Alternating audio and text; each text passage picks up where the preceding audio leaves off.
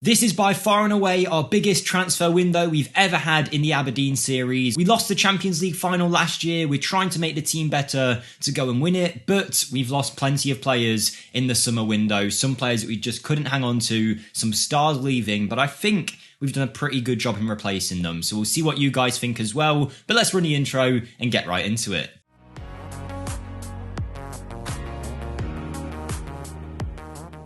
Hello everyone, Jake here. Welcome to another Aberdeen episode. It's been a little while since our last one when we lost the Champions League final. I've done a Valencia rebuild in the meantime if you want to go check that out. And also, we've been making plenty of transfers over the summer window. We've lost some amazing players. We've replaced them with some players that I think is good business, but we'll see what you guys think as well. Before we get started with season 6 here at Aberdeen, go ahead for me and smash that like button. I'd really appreciate it if you could, especially these transfer window episodes usually do a little bit better on YouTube, so the more you like it, the better YouTube will push it out, the more people that will click on the series, and the better the channel will do. And if you're this many episodes in and haven't yet subscribed, I'll put the percentage on screen of people watching who aren't subscribed in this Aberdeen series. If any of you could hit that subscribe button, it'll get us so much closer to our eventual goal of 20k subs. So thank you to anyone who does that. Feel free to get involved in the comments. But here we are, season 6 with Aberdeen. For the first time, I think, we're predicted to come first in the Scottish division. Clearly they're rating us now, and our facilities, our youth recruitment, our junior coaching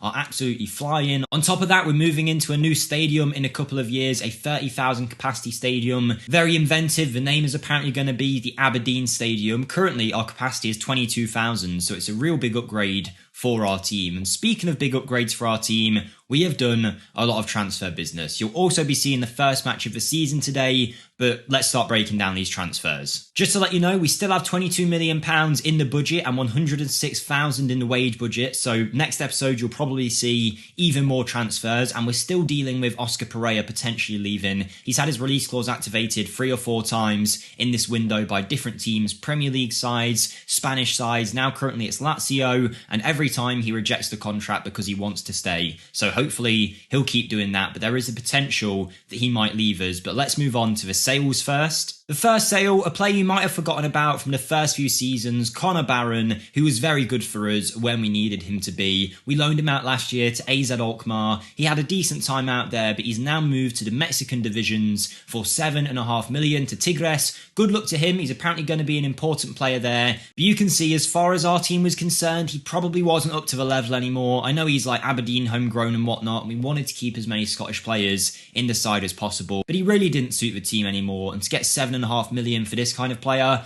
I think it's really good business. Patrick Vollemark decided he wasn't going to extend his contract that had a year left on it. He was going to leave at the end of the window, so we thought, you know what, we're going to have to sell him. We offered him out. In came a few clubs, one of which was Hertha Berlin, who have paid £10 million for our Swedish wide player. He's been very useful since he joined, a great player for us. Not starting as many games as he used to in the most recent season, and it was time for him to move on. We make a nice profit. He helped us when we needed him, but Vollemark is out the door. But one of the biggest losses this summer was one of our more experienced players, João Beso, who decided he wanted to leave. We couldn't really do too much to keep him. Valencia came in, we rejected the initial bid. He then said to us, look, I want a new challenge in my career. I'd like to move there. He was a real leader in the team, I believe even club captain, but we just had to say, you know what, if you want to go, I won't stand in your way. He's 30 years of age. We've got £9 million for him, which isn't bad business, but he's been so consistent since we bought him in for £1.5 million. A nice bit of profit, of course, on a player who's only got older for us, but he was great whilst we had him. We were very happy to have him as a servant at the club. We're going to miss him a lot, but I feel like we've done a good job of replacing him. And there's 2 more major sales to talk about, one of which is Helder Sarr, our first choice left back from last year. Now, he wasn't exactly an incredible player, but he always got the job done. He was decent going forward and good in the defensive phase, a 24-year-old Portuguese national, and he has moved to Villarreal. We signed him for £800,000, 2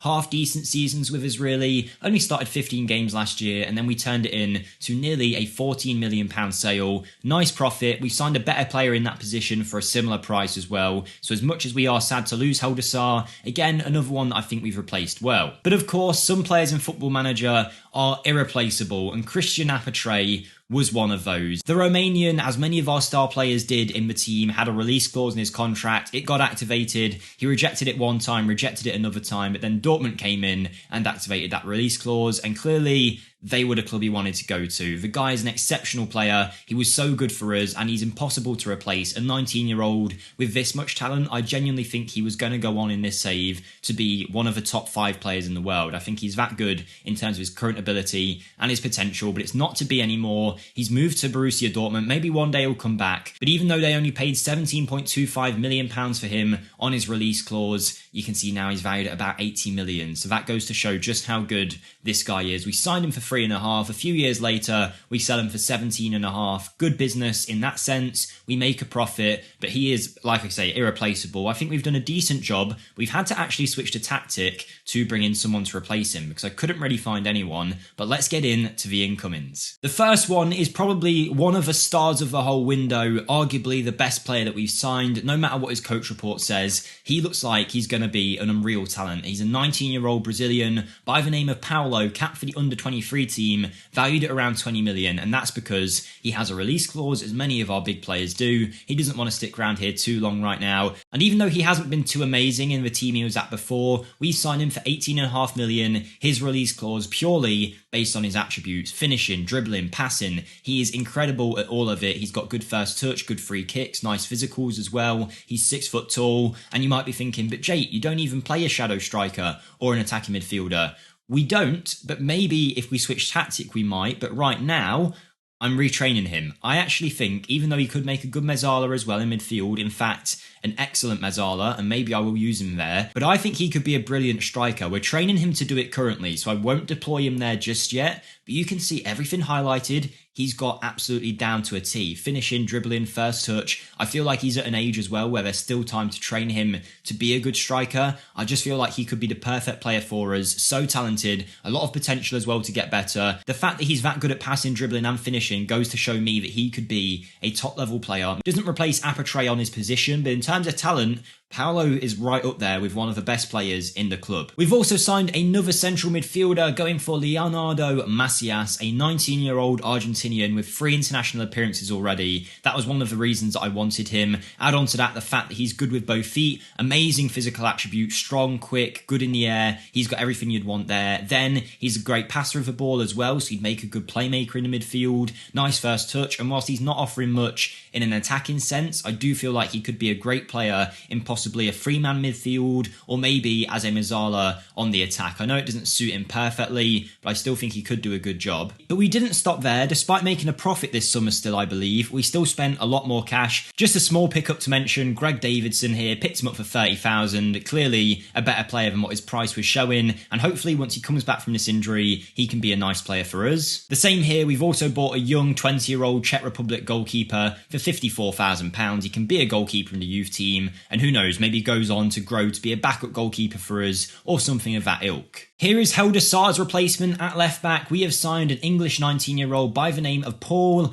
Odiambo. Now, he's a Crystal Palace player who was on loan in the Belgian divisions last year. We've seen the potential, we've seen the ability, a consistent performer as well, really nice physical attributes. He's quick to get down that left-hand side, and I think now he comes in as our first choice left back. Last year, we had Josh Wilson-Esperand and also Helder Sar both competing for the same position, not really knowing who was better, but I feel Odiambo here could be a great player for us. Really young as well, as every player is that we're signing at the minute. We do need some experience in the team, that must be said. But yes, the 19-year-old is a brilliant left back, and I think a good replacement for Sar. £18 million, not the biggest transfer fee in the world for this kind of player, being English as well. I think he could be top draw for us going forward. But we still needed to replace João Beso at the back, so we have gone for this man, a player that I'm very excited to use. His name is Andraval, another Brazilian, 6'3", 19-year-old, under 23 international, who's as quick as anything, strong and brilliant in the air, really nice mental attributes as well, a consistent performer, and is easily one of the stars in the whole league, never mind just our team. He is good when it comes to his defendings technical wise, but not amazingly good, so I'm not sure whether we're going to deploy him as potentially a right back where he'd be very good at, or maybe as a centre back. We'll see. I think I'm going to see how he adapts to the ball playing defender role. I'm trying to train him for that position because I think he has a lot of talent, and him partnered up with Veletic Mitrovic at the back could be amazing. Another one where he's going to have a release clause because of a player he is. We paid 15 million. He's got a release clause of about 19. So obviously it would be guaranteed profit if we do sell him. But we'll just be hoping before that happens, we can slide a new contract in there and either get rid of a release clause or raise it. But right now, because our reputation is still only 3.5 stars, a lot of these players come into the club, don't want to stay forever, and will have release clauses in their contract. But that was one player we bought in. There's still a few more. I feel like we needed some more balance at centre-back in terms of having a left-footed ball-playing defender to maybe not replace Mason Hancock, because Mason Hancock has been great. But do we want to rely on that kind of player as often as we do? Maybe not. So we've gone for 25-year-old Frenchman Maxime Esteve, who is a consistent performer, as you can see. High consistency, that's something that we look for in our players. He likes to play the ball out. He's quick and he's strong. He's got everything you'd want for a centre-back. 6'4" as well. We've paid 6.5 million for him from Montpellier, and I think he's a great addition at the back. And then we needed someone to replace Apatre on that right-hand side, and I really couldn't find an inverted winger that I felt suited what Apatre gave us. So then I thought, what if we had two inside forwards, one on the left, like we already do with Pereira, but also one on the right? And then I started thinking, can't really find anyone. What if we can find a striker that can cut in on his left foot? And we found this man, Leonardo Vezzoni, who, don't get me wrong, is not at the club permanently. He's on loan from Real Madrid for a pretty pricey fee of 4.7 million. Yes, it's a lot of money, but I feel like I'd rather spend £4 million here on someone to help us right now than splash 20 million on someone that I'm not really too sure about. And that was the situation we were in. The players that we were eyeing up were either too expensive or not quite good enough. So I thought, you know what? Let's take a loan. We'll make that money back from winning a few Champions League matches this year, and then we can review it next summer.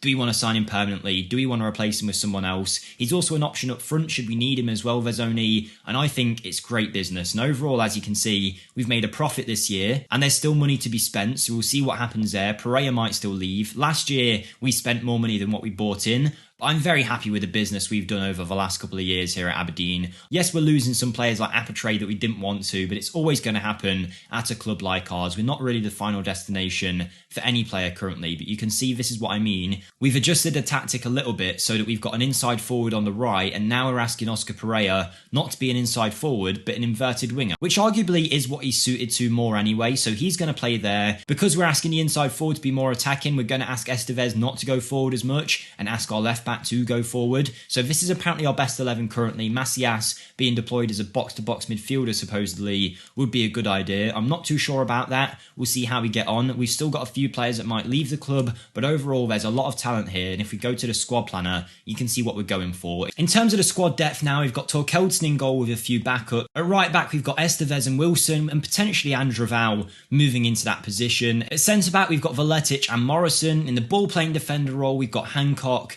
hopefully Andreval, and also Esteve, who's recently joined. At left back, it's Wilson Esprand and Odiambo. We've got plenty of midfield options here as well, as you can see. Trevor Fivey being one of them, a brilliant homegrown player that we're excited to see more of this year. And then going forward, we've got Pereira, Ibrahimovic, Duke, Vezzoni as well. On the left, you can also add Odebert into the equation. And then going forward, still Wilhelmsen at top, maybe might leave still with Duke as well, Alfie Bavidge. We have got a very nice team here. I am also training potentially a 4-2-3-1 that would use maybe Paolo more often, and we'll see whether we eventually move to this. I feel like we'll be fine anyway, but if we do eventually move to this tactic, I could certainly see it working. I think we'd be a very dangerous team, but we're not going to use that right now. We'll stick to the tactic that we've been playing, and hopefully when this first game comes about, we can really show off some of our new players and do great. As far as our pre-season went, we only played 3 friendly matches. For some reason, that was only what our assistant had organised. We won 2 of them and drawn another, but I haven't actually seen any of these players in action today. But here we are on game day. We're playing Livingston. We're ready to go, and I think I'm going to try and use as many of the new players as we can here. So I'm not going to play Liam Morrison. I'd like to see what Andreval's capable of, so he's going to play in that ball-playing defender role, even if it doesn't suit him perfectly. Estevez can stay. I'd like to see our new left back in action as well,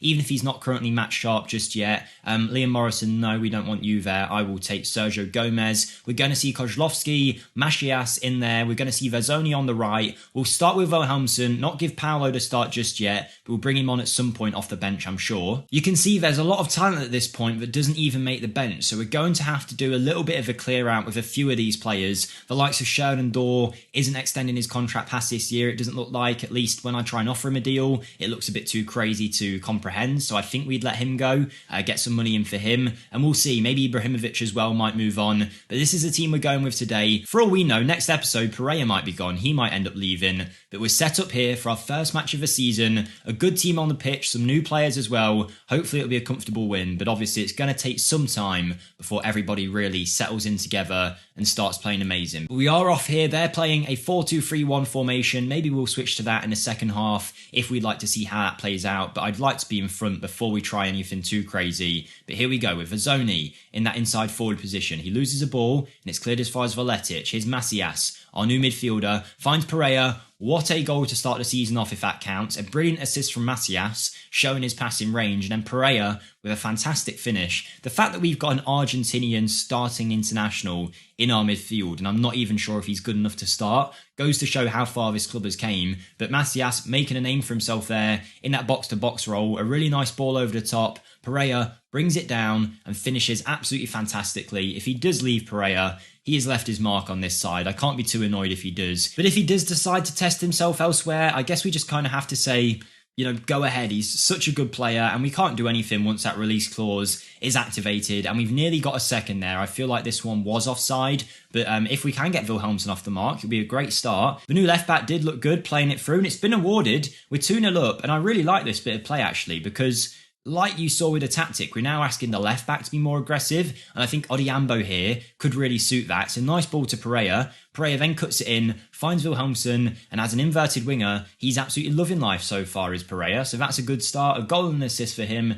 2-0 up within 30 minutes. At this point, the league, I don't want to say it's a formality because Celtic will still take us right to the wire, but we're expecting to win the league. We're expecting to at least do well in all the Scottish competitions. So I think this year, I'm going to really focus pretty much purely on the Champions League episodes. We'll only really bring it back for those. So I won't keep you guys having to watch all of these games all the time. But just to start the season, you can see us playing in the Scottish League. But after this, yes, it's going to be pretty much all focused on the Champions League until we eventually win it, whether it's this year or in 10 years' time. But we're definitely building a side here that, you know, they're great already, but they're also all 19, 20 years of age and the potential to get way better. And there's Wilhelmsen. Verzoni picks it up and it's a debut goal for him. It's probably not how he imagined it, but we'll certainly take it. The ball is scrappy. It falls out. He runs onto it and finishes well. And now our front three, all of them have scored a goal. Nice ball over from our new captain of the club, Kasper Kozlowski. Wilhelmsen gets tackled and Verzoni just picks that up and knocks it into the back of net. We're 3-0 up,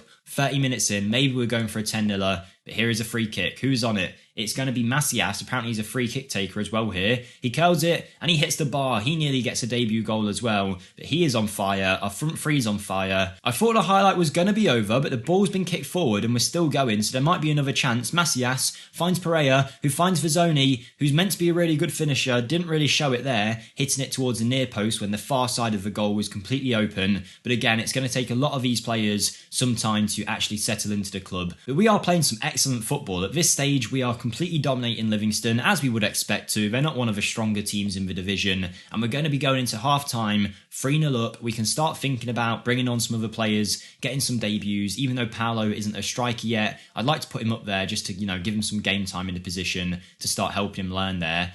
But we're going forward here for potentially a fourth before half-time. It's Veletic, who's looking really composed at the back now. He's been here for over a year. He really has started to settle in that defence. You might see the game skip forward a bit there. It's because I minced my words about 10 times. But we basically played a long ball forward and it went straight to the goalkeeper. But it looks like the highlight is still not over. Macias with some incredible passing range. Wilhelmsen volleys it, smacks it off against a crossbar. There's going to be another highlight though before the game is up. We're constantly putting on the pressure. This change of system seems to be really getting the best out of our box-to-box as well. I don't know why that's happened or if it's just me seeing it. Maybe Macias is just an exceptional player. We're playing some great football at this stage, but it looks like Livingston might be going for their goal with their first real chance of the game, but we seem to be doing okay defending it. It's Estevez, finds Veletic in the middle, dominating presence at the back. We go back to Torkeldsen, who's been a phenomenal goalkeeper since we picked him up. And this whole team now, this first 11, is full of stars. And I feel like even the squad players that we have are, amazing players for the Scottish division. We're lucky to have so many of them.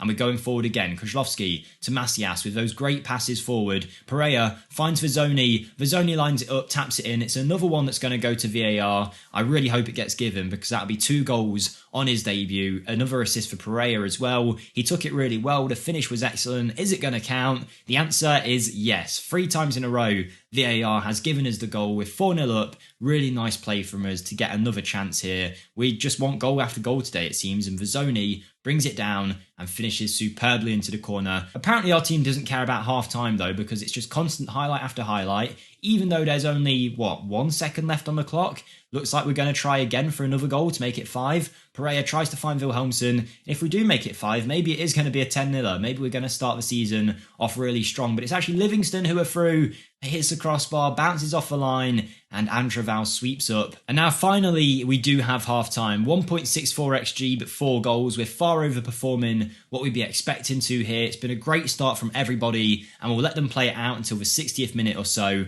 and then we'll start to bring on a few more of the new players, rest some of the players that maybe aren't fully fit yet because of that very limited pre-season that we did have, and also give some young players a chance as well. Your likes of 5E that is sitting on the bench that we still want to develop, of course, even with all the money we've spent. But here's Vezzoni for a hat-trick. Very close. Gomez with a great ball over. Vezzoni brings it down on his left, volleys it, and it's a strong save from the goalkeeper. But he's making some brilliant runs in that inside forward channel, and I think this is really working for us so far. Maybe we don't need to change tactic. All of these players are absolutely flying for us. Here's Vezzoni again. Everyone seems to be playing so well in this game today, and here's Odiambo here. Can we get another goal from a new player? No, he hits it right at George in the net for Livingston. I didn't feel too confident that he was going to finish that, but it was a nice run. Nice to see him getting in behind. And even though we haven't scored, we're still 4-0 up, 60 minutes in, and let's get on some new players. So Odiambo here wants to stay on, but an injury is affecting him. Let's not take any chances. Let's get him off. I'm going to put Andraval out at right back instead of Estevez, and then bring on our new man Maxime Esteve at left centre back. We're also going to go ahead and take off Oscar Wilhelmsen and bring on Paulo in his new position that we're trying to train him for. Trevor 5e on for Kozlowski, and then we've got one more to use, and I think we'll just do a Guy Buer for Macias swap. Macias with a brilliant debut, and even using all those players, we still had 4 players that didn't get on there that were still more than capable of absolutely tearing Livingston apart. So we're on fire in terms of our squad building, but like I say, I think to prevent any upsets, we might need to still let a few players go. And Sheridan Dorr, I feel like, is going to be one of the main ones that we do let go, because I feel like he's got some money left in him, and we got him for so... And also his contract's running low. And Paulo has scored only a few minutes after coming on. He is going to be an incredible player, I feel, if we can just get him trained up for that striking position. He brought it down, got one-on-one, and finished comfortably. It wasn't the hardest finish in the world, but he showed Wilhelmsen how to do it. Wilhelmsen scored early on, but Vezzoni here with a good assist. Paulo brought it down nicely. These are the kind of chances that Wilhelmsen had been missing a lot last season. I know, like I say, he did score today. That's great to see from Paulo. An early goal from him. Another debut goal. And it's just great to see everybody playing well. Sometimes you bring in these new players and it doesn't work straight away, but Vezzoni with 2 goals and assists, Pereira in his new position doing great. We also had the new midfielder doing great as well from Argentina, whose name escapes me now, and we've got Esteve here on the ball. All these new players getting on, all of these new players really suiting our team. Again, it is an easy match for us, but, we have to do what's in front of us. We have to do the job, and Guy Buer here finds Paulo, who heads it towards goal. He looks like a threat. He might not be a striker yet, but once he's trained for that position, I feel like he's going to absolutely smash it. And we have another chance now, a throw-in right into the box. Esteve rises well, finds Gomez, good ball over. Vezzoni, it's a hat-trick. Is he offside? I feel like the answer will be yes on this one. But maybe we can get the better of VAR 4 or 5 times in this game. Is Vezzoni going to get the hat-trick? A great ball in from Gomez, mind you. Goal review, goal disallowed. This one isn't counting. There's still 15 minutes for him to get that hat-trick though. But he is looking very dangerous. Like I say, his main position is striker, and we are maybe affecting his game a little bit by playing him out wide, but it's just what suits us better in terms of how our squad is set up. We've got a few striking options already. Oh, we've conceded. That's not great. I don't know who it was that made the mistake. It might have been Veletic. What I was going to say, though, is Vezzoni is going to be a very good striker or an inside forward either way. And I actually think because he's at Real Madrid and because of the quality he's got, he is going to be a future Real Madrid striker. So we're just going to enjoy the year we've got with him. He's worth about 40 million if we decide to sign him permanently, which I doubt we will. But who knows? Maybe after this season, we'll get a big transfer budget and he'll be so good that we'll just decide to keep him. But it's been a great debut from him for sure. A great debut from a lot of our players. A shame we did concede, but it's not going to bother us too much. Even though we would have loved a clean sheet, we're going to keep going for a sixth here. And it's Vezzoni again. He's charging through the middle. He's on his own pretty much. He's going to go for the shot. He hits it over. And that shows that Paolo doesn't know the position very well yet because he just didn't make a run at all, held his run back. But you know what? We'll certainly take a debut goal for him. But time is ticking away now. It looks like it's going to be a 5-1 win. Fantastic play for a lot of our new players. It's a great start for so many of them. Vezzoni gets the Man of the Match award. Pereira also fantastic with 2 assists as well. Sergio Gomez was brilliant in the deep line playmaker role. Andraval with an excellent debut. Esteve did his job. Odiambo was fine as well. A great performance. Nice work, everybody. That was good. And now, like I say, we're going to carry on with the transfer window. I'll bring you back up to speed in the next episode where we're going to be focused in on the Champions League, where this year, knockout stages, we need to get there guaranteed. I really want to. And then from there, who knows what will happen. So thank you guys for watching. If you have enjoyed, smash the like button for us, subscribe for more, and I'll see you next time. Thank you and goodbye.